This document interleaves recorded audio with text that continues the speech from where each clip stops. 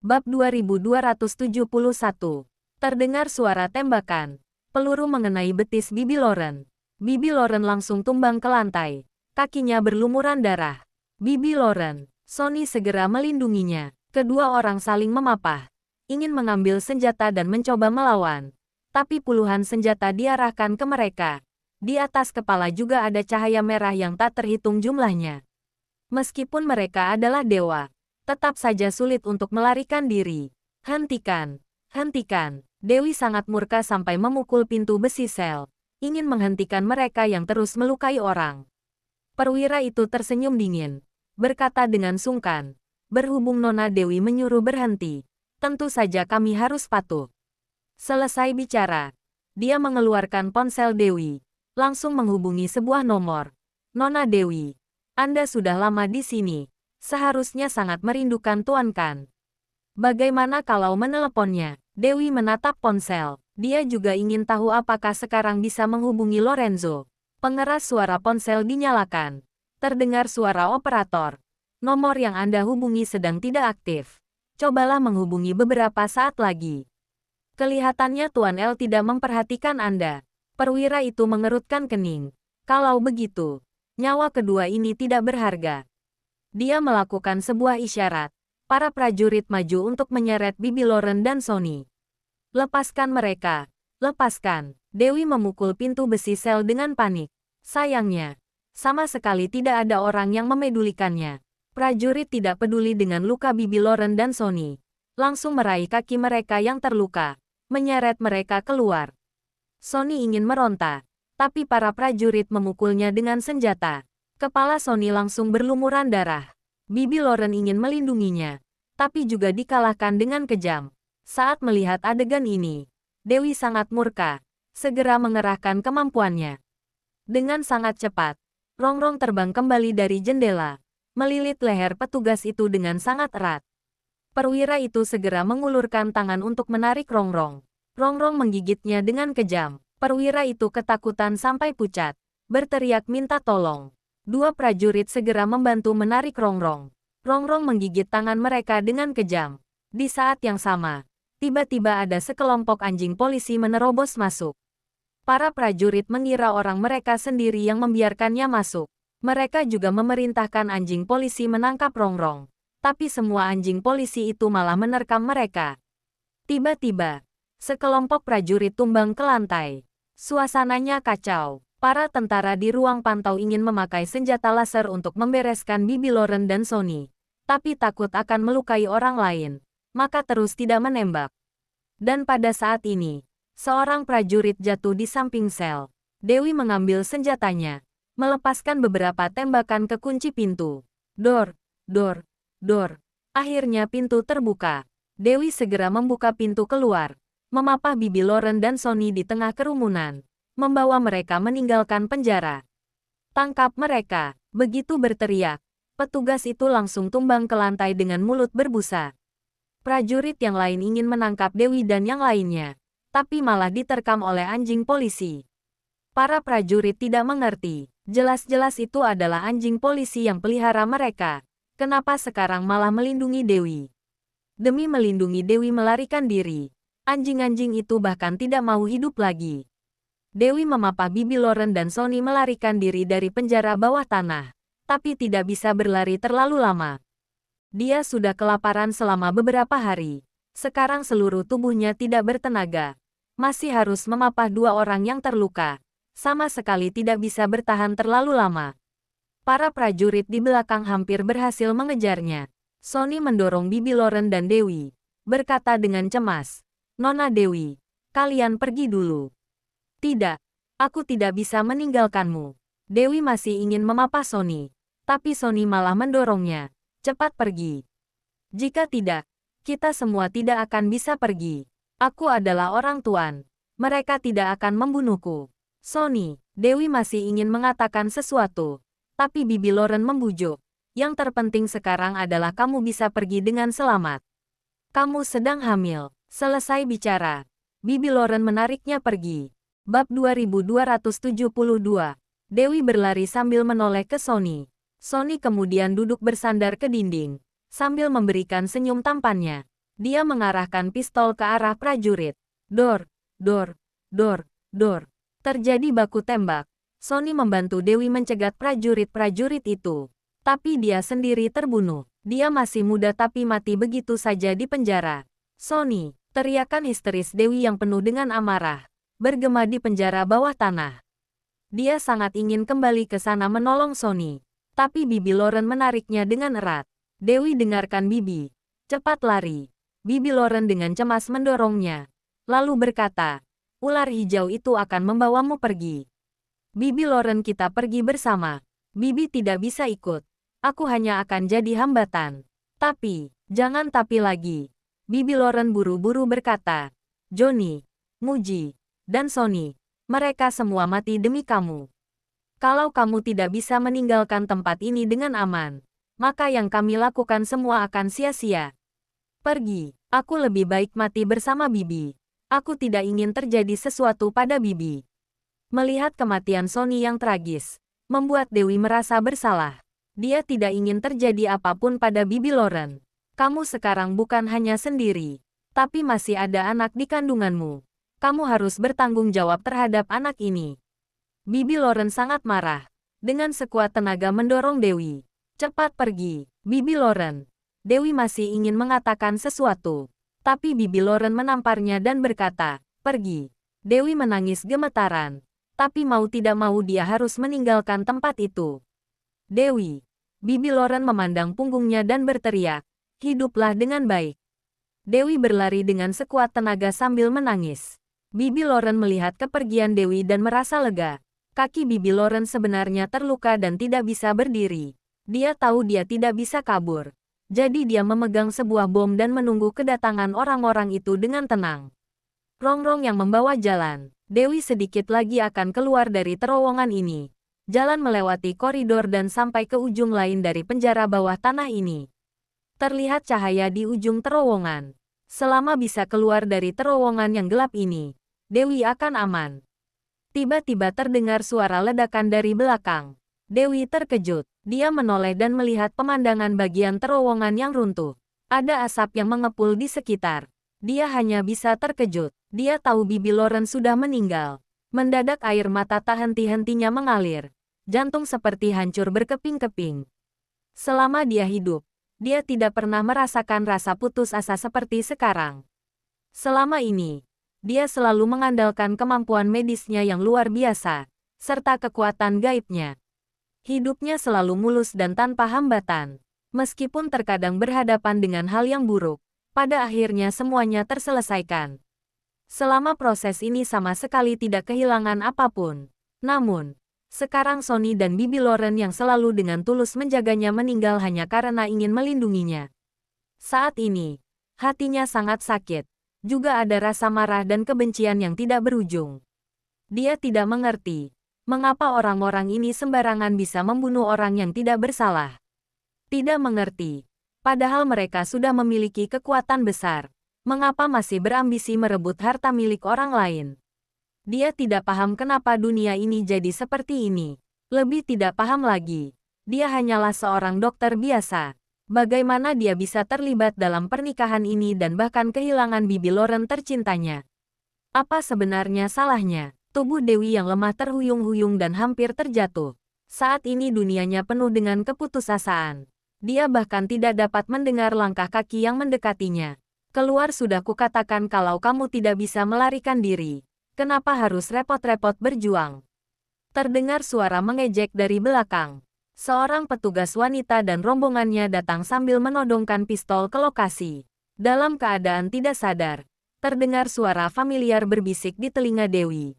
Yaitu kata Bibi Lauren. Dewi, hiduplah dengan baik. Bab 2273. Dewi bersandar di dinding batu dan perlahan mendongak. Matanya yang menyipit terlihat sekelebat cahaya dingin. Lalu dia bergumam, kalian sudah membunuh Sonny dan Bibi Lauren. Masuk tanpa izin ke penjara bawah tanah harus mati. Perwira wanita itu adalah pengawal pribadi Nyonya Presiden. Saat ini, dia sedang memegang pistol dan berjalan perlahan ke arah Dewi. Kalian sudah membunuh Sonny dan Bibi Lauren. Dewi mengulangi perkataan ini, lalu menambahkan, nyawa harus dibayar dengan nyawa. Apa? Perwira wanita itu tertawa terbahak-bahak. Kamu sedang bercanda. Sekarang kamu punya kemampuan apa untuk membalas kami? Hanya dengan mengandalkan ular hijau itu. Dewi tidak mengatakan apapun. Hanya menyipitkan mata dan menatap lurus ke langit. Tangkap dia. Begitu perwira wanita itu memerintah. Beberapa prajurit langsung melangkah maju dan mau menangkap Dewi. Namun, saat tangan mereka hendak menyentuh bahu Dewi, sebuah bayangan tiba-tiba datang dan menyerang para prajurit itu dengan ganas. Dari belakang terdengar teriakan histeris. Selanjutnya, darah segar memercik tubuh Dewi. Saat dia membuka matanya lagi, di matanya hanyalah aura membunuh yang kuat. Pengorbanan Bibi Loren dan Sonny telah membangunkannya. Dia tidak akan berbaik hati dan penyayang seperti dulu lagi. Itu hanya akan merugikan orang-orang di sekitarnya. Dia harus kejam dan tegas. Tidak akan pernah menunjukkan belas kasihan pada orang yang mencoba menyakitinya. Elang. Itu elang. Seorang prajurit berteriak. Yang lain langsung menyadarinya dan buru-buru menembak elang itu. Pada saat ini, seseorang menjerit ketakutan. Astaga. Perwira wanita itu menoleh dan melihat. Dia tidak bisa menahan keterkejutannya. Langit dengan cepat berubah gelap. Tidak jauh dari sana ada banyak binatang yang berlari kencang ke arah sini. Mereka terlihat buas dan ganas. Dewi merentangkan tangannya seperti dewa yang memanggil binatang buas. Burung-burung dan binatang buas itu menyerbu dengan ganas dan menggigit perwira wanita itu, serta para prajurit. Mereka belum sempat menembak, tapi sudah tercabik-cabik dulu. Seketika, tubuh Dewi penuh dengan darah. Dia berjalan maju dengan tatapan kosong, tapi baru saja jalan beberapa langkah, dia sudah pingsan tergeletak di lantai. 10 menit kemudian, Nona Dewi, ketika Jeff datang membawa orang, dia tercengang melihat pemandangan di depannya. Darah segar dan mayat di mana-mana. Wezo dan yang lainnya segera mencari Dewi dan Sonny, tapi tidak dapat menemukan mereka dimanapun, sehingga membuat mereka merasa putus asa. Jeff berkata, binatang-binatang ini seharusnya dipanggil oleh Nona Dewi. Dia pasti baik-baik saja. Masuk ke dalam dan cari. Baik, mereka lalu masuk ke dalam dan di terowongan menemukan bangkai tubuh Bibi Loren dan Sonny.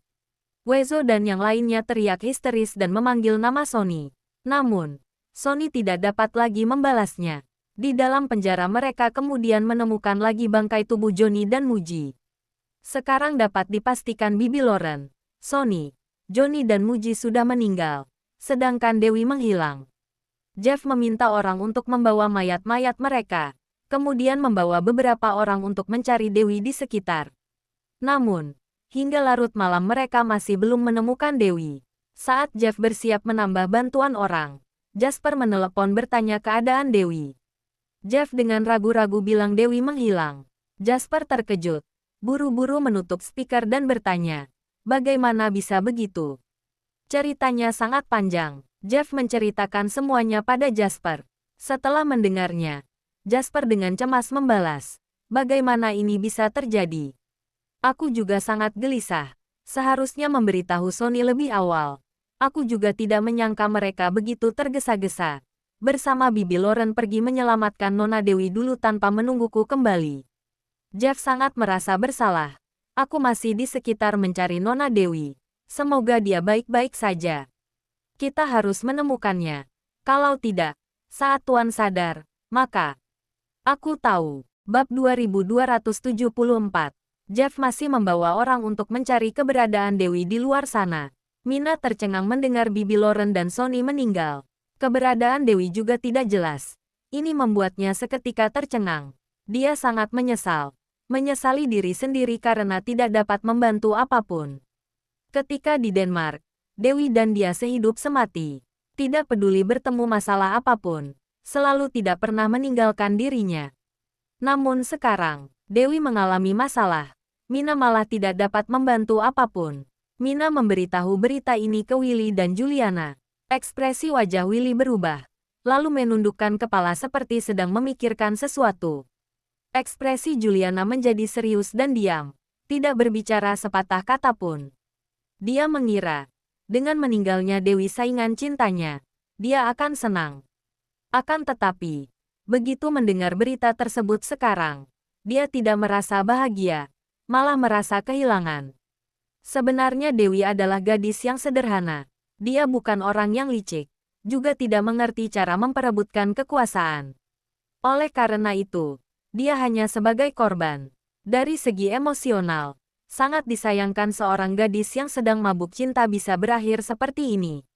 Dari segi rasional, Dewi sebagai tunangan Lorenzo saja bisa berakhir seperti ini.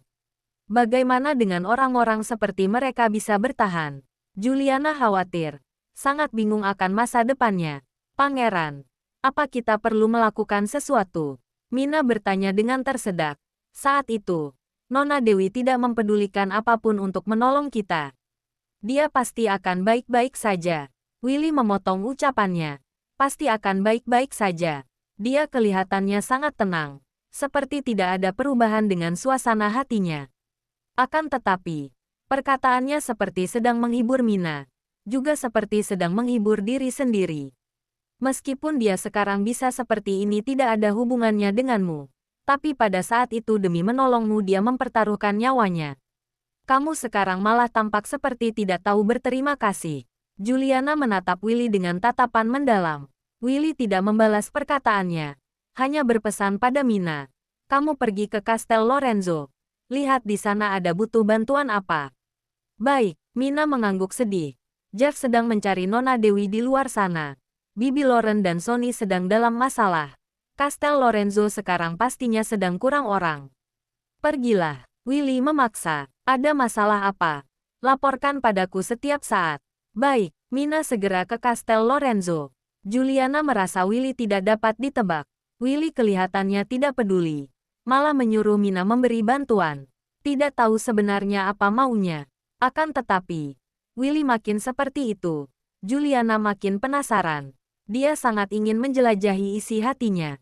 Mina bergegas ke Kastel Lorenzo. Di sini diselimuti suasana sedih. Hidup dan mati Lorenzo awalnya belum dapat dipastikan.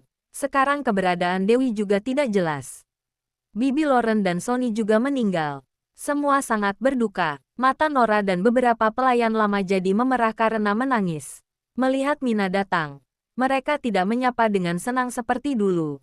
Hanya bertanya dengan suara rendah ada masalah apa. Mina tidak tahu bagaimana cara menghibur mereka. Hanya menjawab datang membantu. Nora begitu membuka mulut suaranya langsung tersedak. Air matanya mengalir dan berkata, Bibi Lauren orang yang baik. Mengapa berakhir seperti ini? Sonny, Johnny dan Muji juga baru berumur 20-an tahun. Kehidupan mereka baru dimulai, tapi meninggal begitu saja. Mina mendengarnya juga ikut merasa sangat sedih. Nora menghapus air matanya, sambil berkata ingin melanjutkan pekerjaan. Padahal di rumah juga tidak ada yang perlu disibukkan. Hanya saja ponsel di kamar Bibi Lauren terus berbunyi. Komputernya juga masih menyala. Semuanya tidak berani menyentuhnya. Mina naik ke atas membantu membereskan. Komputer dan ponsel Bibi Lauren sudah mati karena habis baterai. Dia juga tidak berani sembarangan menyentuhnya. Dokumen yang ada di atas meja tertiup angin dan berserakan di lantai. Hatinya sangat kehilangan. Sambil membungkukkan badan dan memungut selembar demi lembar. Dia mendadak melihat selembar dokumen dalam bahasa Inggris dan tertegun. Dokumen itu mengenai putri presiden, Tamara. Di dalamnya bukan hanya berisi catatan identitas mantan suami Tamara, tapi juga kekasih gelapnya. Melihat identitas kekasih gelapnya, mata Mina langsung membelalak dan dia bergegas menelepon Willy. Bab 2275, Pangeran. Ternyata Bibi Lauren sudah menyelidiki identitas mantan suami dan kekasih gelap Tamara. Mantan suaminya tidak penting. Siapa kekasih gelapnya? Tanya Willy dengan cepat. Denny. Mina segera menyebutkan nama itu. Tidak disangka kekasih gelapnya ternyata Denny. Apa mungkin dia menjebak Nona Dewi demi membalas dendam Denny? Masih ada informasi lain? Tanya Willy. Kamu coba cari. Apa Tamara punya anak dengan Denny? Hah? Mina terkejut. Mereka bukan hanya berzina bahkan sampai punya anak. Mina segera mencari informasinya. Diperiksa dengan seksama dan benar saja. Ternyata Tamara pernah hamil. Tapi tidak ada informasi tentang anaknya. Mina langsung melaporkan. Dan Willy berkata, karena dia hamil, tapi sekarang tidak memiliki anak, itu hanya ada dua kemungkinan. Yang pertama keguguran dan yang kedua anaknya dibawa Denny. Jangan-jangan. Mina terkejut. Tania adalah anak Denny dan Tamara. Tidak peduli benar atau tidak. Ini adalah kesempatan bagus untuk melawan balik. Willy berkata dengan muram. Kamu segera bawa pulang datanya. Baik, setelah Mina menyusun datanya. Dia berpamitan pada Nora. Lalu segera kembali ke kastel. Willy dengan cermat mengecek ulang. Lalu menghubungi keluarga Amberson. Dengan cepat orang di ujung telepon menjawab. Pangeran, sangat merepotkan kalau menyinggung presiden. Aku pertaruhkan nyawaku untuk membantu Anda dan harganya bisa berlipat ganda. Pak Samuel, kita baru sepakat mengenai harga 3 hari yang lalu. Sekarang Anda sengaja menaikkan harga. Willy mengernyit. Jika harganya digandakan lagi, sepertinya harus membayar dengan seluruh asetnya. Masalah ini kacau sekali. Bahkan El pun tidak sanggup menahannya. Kelihatan sekali Tuan Presiden sulit dihadapi. Di saat ini kalau aku menggunakan kekuatan grup untuk menyebarkan skandal mereka, sama saja mencari musuh. Risiko besar ini tidak bisa dibeli dengan uang. Pak Samuel, El pasti akan membalikkan keadaan. Kali ini Anda mengulurkan tangan, berarti membantu dia. Kelak budi ini pasti akan dia kembalikan pada Anda. Dia saja tidak bisa menjaga diri sendiri. Bagaimana mau membalas kebaikan ini? Anda mengatakan hal yang mustahil. Aku tidak akan termakan bujukan ini. Pak Samuel, sudahlah. Kamu tidak ingin membayarnya. Aku juga tidak mau mengambil risiko. Jangan membuat diri sendiri kesulitan. Kita berhenti di sini saja. Setelah mengatakan itu, Samuel hendak menutup telepon. Tunggu sebentar. Willy segera menghentikannya. Gandakan ya gandakan. Aku sekarang juga transfer ke Anda. Tapi serangan opini publik kali ini membutuhkan hasil yang kuat. Anda harus membantuku sampai akhir. Berapa lama itu akan berlangsung? Setidaknya harus ada batas waktunya bukan? 1 bulan. Dalam 1 bulan tidak peduli bagaimana negara Emron memberikan tekanan. Dan kamu tidak boleh menghapusnya dan harus terus mengirim serangan berdasarkan data yang diberikan. Dalam 1 bulan bisa mendapatkan 70% dari propertimu. Sangat sepadan. Sepakat. Willy mentransfer propertinya pada Samuel. Sebagai ganti dari dukungan opini publiknya. Dengan segera semua media global memberitakan skandal keluarga Presiden negara Emron. Demi memenangkan hati bangsawan Dubai. Presiden menikahkan putrinya. Tapi putrinya berzina. Dia berselingkuh dengan seorang pembunuh dan melahirkan seorang putri. Skandal ini segera tersebar dan menyebabkan kehebohan. Lagi pula ini bukan hanya sekedar rumor, tapi ada buktinya. Sesaat, itu menjadi topik hangat. Banyak orang yang menyebarkan skandal ini di internet dan orang-orang di negara Emron marah karena hal ini.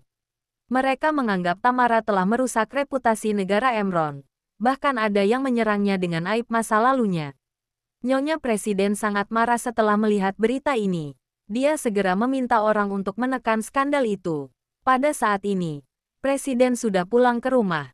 Sebuah tamparan melayang. Lihat apa yang kamu lakukan. Bab 2276. Nyonya Presiden menutupi wajahnya dan tidak berani bersuara. Meskipun dirinya merasa disalahkan. Tapi anak perempuannya bukan hanya miliknya sendiri. Ayahnya juga punya tanggung jawab untuk mendisiplinkannya. Jika dia melakukan kesalahan pun bukan berarti bisa menyalahkannya sepenuhnya sebagai ibu. Namun, dia tidak berani bicara. Suaminya bukanlah orang sembarangan. Puluhan tahun menganggur di rumah. Bahkan mengurus anak saja tidak mampu. Apalagi yang bisa kamu lakukan? Presiden menegur istrinya. Segera bereskan masalah ini. Kalau tidak, kamu akan lihat akibatnya. Mengerti. Nyonya Presiden mengiyakan dan segera mengatur untuk menekan opini publik. Namun, belum juga mulai sudah muncul berita lain lagi. Denny, kekasih Tamara telah membawa pergi anaknya dan membesarkannya sendiri. Belakangan anaknya diserang musuh di bandara. Kemudian diselamatkan oleh seorang dokter keturunan Nusantara. Tapi karena lukanya sangat parah, anaknya meninggal di rumah sakit. Denny membunuh 13 orang dokter dan staf rumah sakit itu karena marah. Setelah itu, dia balas dendam pada dokter keturunan Nusantara itu. Berita ini muncul dengan kabar bahwa saat itu Denny divonis hukuman mati di negara Ricci. Berikut dengan foto-foto dan video saat dia diburu bersama anaknya di bandara. Salah satu video terlihat sesosok dokter wanita keturunan Nusantara sedang menyelamatkan seorang anak. Meskipun sosoknya tidak terlihat jelas, tapi dapat dipastikan itu adalah dokter wanita yang sedang menyelamatkan anak itu. Penambahan berita ini membuat skandal itu makin memanas. Setelah melihat itu, Nyonya Presiden langsung berkeringat dingin. Dia tahu lawan ingin menyerang dengan satu persatu skandal. Pada akhirnya, dia mengatakan kalau dia membunuh Dewi untuk membalaskan dendam atas anaknya dan kekasihnya. Sungguh trik yang kejam. Setelah Presiden melihat berita kedua, dia langsung sadar betapa seriusnya hal ini.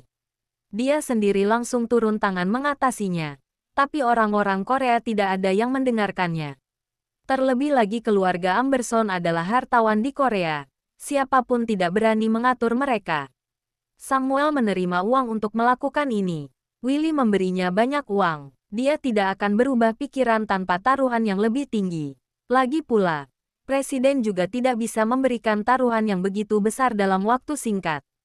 Dia hanya bisa meminta istrinya untuk mencari Cole agar bisa menyiapkan uang untuk menghubungi Samuel. Namun, di sini sedang mempersiapkan. Serangan ketiga keluar lagi. Denny gila. Air susu dibalas air tuba. Demi membunuh dokter keturunan Nusantara itu. Dia bahkan mengancamnya dengan anak-anak di panti asuhan. Berita ini disertai dengan informasi yang diberikan oleh polisi Swedoland. Wajah Dewi masih belum disebarkan, tapi kisahnya melindungi anak-anak panti asuhan sudah tersebar. Dengan cepat dokter keturunan Nusantara ini mendapatkan dukungan dari seluruh netizen. Bahkan ada yang memberinya panggilan malaikat yang baik, dan bersatu untuk melindungi dokter keturunan Nusantara itu. Opini publik tentang hal ini berkembang pesat. Pendukung dokter keturunan Nusantara ini sangat banyak. Skandal di Istana Presiden Negara Emron makin digali makin banyak. Nyonya Presiden sekarang sudah tidak berdaya. Hanya bisa Presiden sendiri yang menanganinya. Presiden kembali memberi tekanan pada Cole dan Winston agar secepatnya dapat menyelesaikan masalah ini. Winston tidak punya pilihan. Cole segera menghubungi Samuel. Tapi harga yang disebutkannya tidak mampu diberikan Cole. Bagaimanapun, grup Moore selalu di bawah kendali Lorenzo. Semua uang ada di tangannya. Cole dan Winston sebagai pemegang saham juga tidak bisa seketika mengambil uang sebanyak itu. Cole meminta Winston untuk mengumpulkan uang. Winston dengan marah berkata, "Kita bantu mereka menangani Lorenzo, mempertaruhkan nyawa kita, membuat banyak masalah.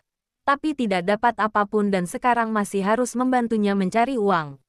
Apa kamu sudah gila? Kamu pikir aku mau? Sekarang kita tidak bisa berhenti di tengah jalan. Apa yang bisa aku perbuat?" Cole juga sangat marah. Dia sekarang mulai ragu. Apakah berpihak ke presiden benar atau salah? Bab 2277. Dengan cepat Cole mendapat jawaban. Selanjutnya, berita mulai mengungkapkan bahwa dokter keturunan Nusantara itu adalah tersangka atas pembunuhan Michael dan juga merupakan tunangan Lorenzo. Begitu berita ini keluar, opini publik kembali meledak. Semua orang berteriak kegirangan dan tidak menyangka ada kisah lain di balik ini semua. Lebih tidak disangka lagi, keturunan Nusantara yang didukung orang-orang adalah tunangan Lorenzo. Seketika netizen di seluruh dunia mengikuti perkembangan berita ini dan ada informasi secara anonim terkait konferensi pers Juliana yang saat itu. Saat konferensi pers itu dihentikan tepat pada waktunya dan dengan cepat semua informasi menghilang dari internet. Meskipun sebagian besar warga negara Emron sudah melihatnya, tetapi karena tidak menemukan informasi terkait, setelah beberapa hari menjadi tulisan, masalah itu berlalu begitu saja. Namun, di saat seperti ini menyebarkan video itu membuat orang-orang berpikir. Banyak yang berpikir Nyonya Presiden adalah dalang di balik ini semua. Untuk membalas dendam cucunya, dia membuat konspirasi ini. Dengan segera netizen pun menjabarkan apa yang terjadi. Presiden dan istrinya menikahkan putri demi memenangkan hati bangsawan Dubai. Tapi putri berzina dan berselingkuh dengan pembunuh negara Ricci. Bahkan melahirkan seorang anak. Pembunuh negara Ricci yang merupakan buronan membawa anak ini. Tapi saat di bandara menghindari kejaran musuh, asma anaknya kambuh dan diselamatkan oleh seorang dokter keturunan Nusantara. Namun, Akhirnya anak itu dibunuh oleh musuhnya. Pembunuh negara Ricci itu tidak terima anaknya mati dan mengalihkan kebenciannya ke staf medis dan dokter keturunan Nusantara itu. Tidak hanya membunuh 13 staf medis di rumah sakit Tokyo, dia bahkan melarikan diri dari penjara dan memburu dokter keturunan Nusantara itu sampai ke Swedoland dan mengancamnya dengan panti asuhan anak-anak. Pihak terakhir kepolisian Swedia menyelamatkan anak-anak itu dan membunuh si pembunuh ini. Saat dikira masalah sudah berakhir, kemudian dokter ini jadi tunangan Lorenzo. Sebaliknya putri presiden kembali ke negara Emron. Awalnya, Nyonya Presiden takut pada Lorenzo dan tidak berani melakukan apapun terhadap tabib Dewi sampai Lorenzo diserang di negara Maple saat menangani urusan. Hidup matinya masih belum pasti. Nyonya Presiden sengaja menciptakan kesempatan agar ayah dan anak keluarga Henderson dapat bertemu dengan tabib Dewi. Kemudian meracuni Michael dan menyalahkan tabib Dewi. Kebenaran akhirnya terungkap dan selanjutnya beberapa berita mengkonfirmasi kebenaran ini. Bukti-bukti baru dan konklusif bermunculan di internet. Hanya dalam 7 hari, opini publik ini telah mendorong istana presiden ke kursi pengadilan. Presiden sangat marah. Dia langsung menghubungi Samuel dan meminta untuk menghapus berita itu. Dia berjanji akan membayarnya 10 kali lipat. Samuel mulai goyah. Sebenarnya sekarang ini dia mundur juga tidak memutuskan kontrak, karena hasilnya sudah terlihat. Willy sudah jadi miskin dan tidak berdaya. Tidak ada yang bisa diharapkan lagi darinya.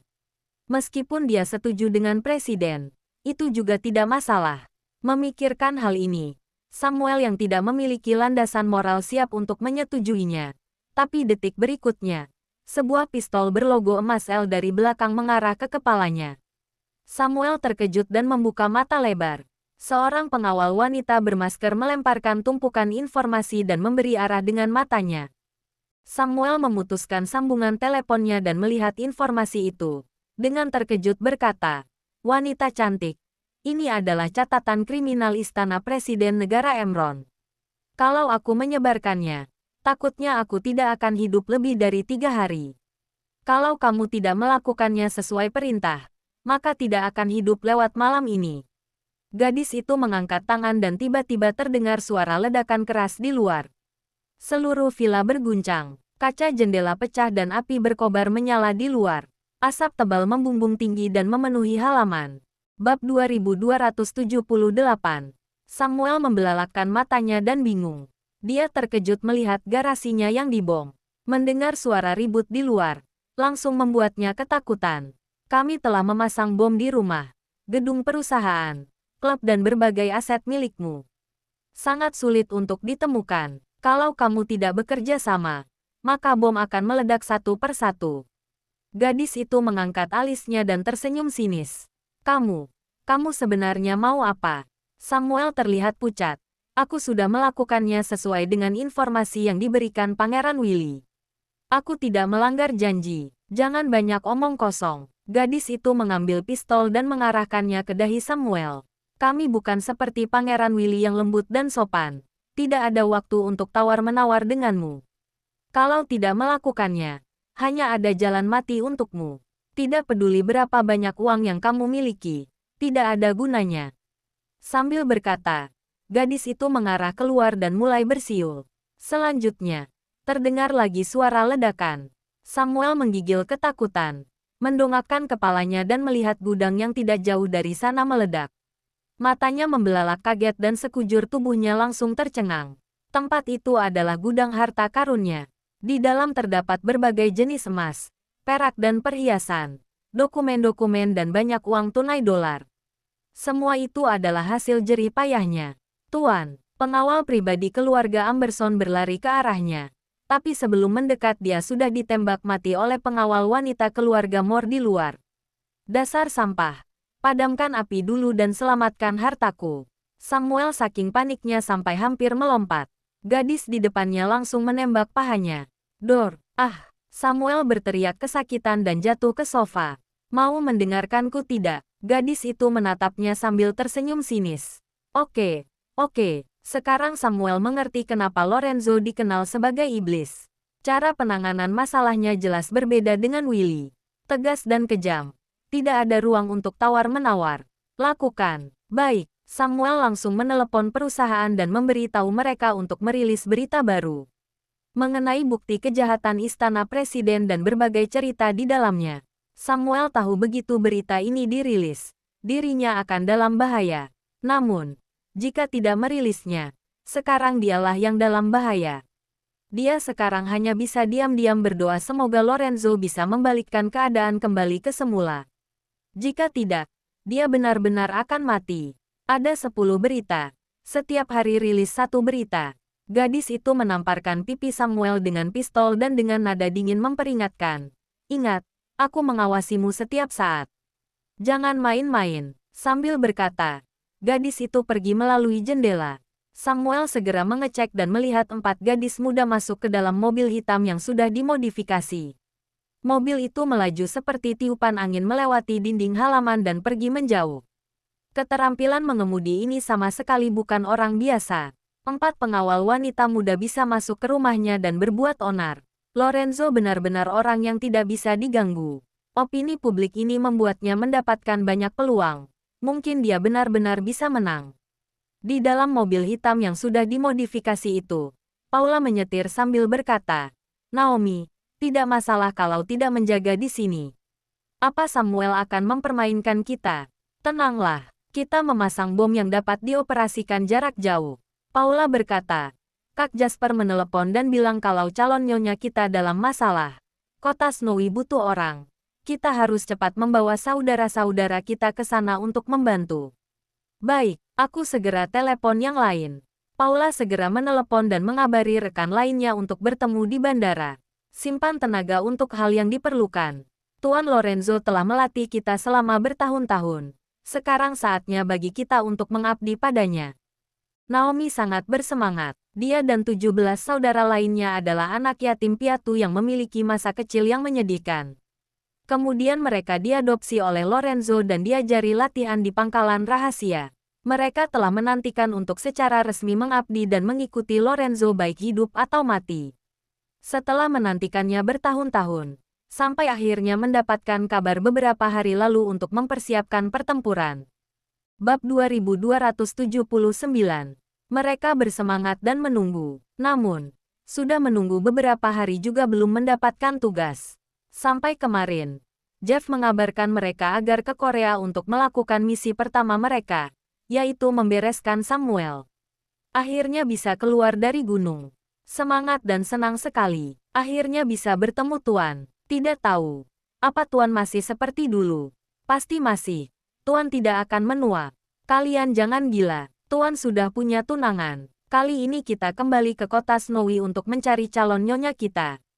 Mengerti. Sudah menemukan Dewi. Itu adalah hal pertama yang ditanya Lorenzo setelah bangun. Masih belum. Jasper menjawab dengan hati-hati. Tapi Samuel sudah dikendalikan. Juga sudah memberikannya informasi sesuai instruksi Anda. 10 menit yang lalu, dia sudah merilis berita pertama. Semuanya berjalan sesuai rencana. Lorenzo tidak berkata-kata, hanya meletakkan tangannya di dahi. Setelah 7 hari kembali ke kota Snowy, kondisi tubuhnya pelan-pelan membaik, tapi setiap hari masih harus tidur lebih dari 10 jam. Bagaimanapun juga, lukanya serius dan sering meradang, serta infeksi. Setelah mengetahui Bibi Lauren dan Sonny sudah tidak ada, dia memarahi Jeff dan Jasper. Namun, saat dia mendengar hidup dan matinya Dewi masih belum pasti, serta keberadaannya masih belum diketahui, dia terdiam dan tidak mengatakan apapun. Setelah sekian lama, akhirnya dia memerintah Jeff untuk mencari keberadaan Dewi tanpa menarik perhatian. Hatinya sangat yakin Dewi baik-baik saja. Binatang buas yang dipanggilnya akan melindunginya atau mungkin dia sedang bersembunyi dan diam-diam mengobati lukanya. Pasti seperti itu, Tuan. Ini adalah obat yang dikirim Jeff. Ini obat yang ditinggalkan Nona Dewi di rumah. Seharusnya berguna. Anda mau coba? Jasper melihat Lorenzo dengan tatapan prihatin. Lorenzo terluka karena bom. Sekujur tubuhnya penuh luka. Bahkan beberapa organ dalamnya juga kena. Jika bukan karena fisiknya yang kuat, dia tidak akan bertahan hidup sampai sekarang. Meskipun mendatangkan ahli bedah terbaik, tapi pemulihannya akan sangat lambat. Jika saat ini Nona Dewi ada, pasti akan lebih baik.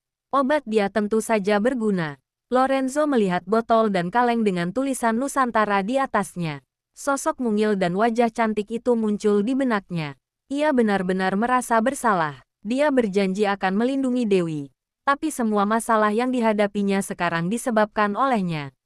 Tuan, orang-orang presiden sekarang sedang mencari kita dan mereka meminta orang untuk mengawasi kastel keluarga Moore, serta grup Moore. Jasper melapor. Selain itu, Cole beberapa kali membawa orang ke dalam rumah untuk mengambil segel dan menyakiti Bibi Nola.